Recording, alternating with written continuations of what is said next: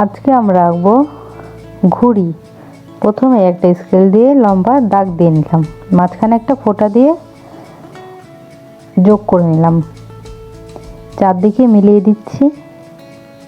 এবার ঘুড়ির তো একটা লেজ থাকে, সেই লেজটা দেবো। দেখো মাঝখানে একটু ঢেউর মতো হবে এবং দুই দিকে দুইটা লম্বা টান। এই হয়ে গেল আমাদের ঘুড়ি। এবার মার্কার কালার দিয়ে আমি সম্পূর্ণটা করে নিচ্ছি। ঘুড়ির সুতো, একটা সুতো বের হয়ে আছে। দেখো এখানে আমি প্যাস্টেল রং দিচ্ছি, প্যাস্টেল নীল কালারটা দিচ্ছি।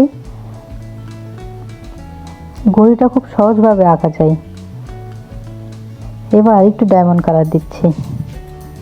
প্যাস্টেল রংটা অনেক সুন্দর। এখানে নীল কালার হয়ে গেল। এবার নীলের পরে আমি লাল কালারটা দিচ্ছি। প্রথমে প্যাস্টেল কালার এবং পরে ডায়মন্ড দিয়ে, মানে ডায়মন্ড কালার দিয়ে যেগুলো আর কি ফাঁকা থাকছে বা একটু গ্যাপ থাকছে সেগুলো ফিল আপ করে নিচ্ছি। এবার হলুদ কালারটা দিচ্ছি নিচে। চারটায় চার রং দেবো, তাহলে আমাদের ঘুড়িটা সুন্দর লাগবে দেখতে।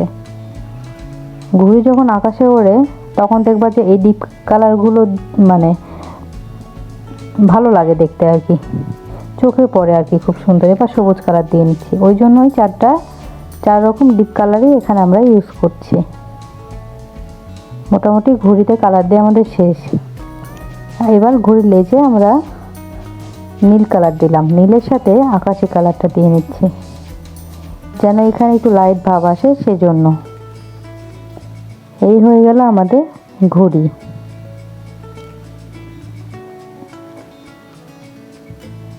কালার দেওয়া শেষ। Thank you for watching.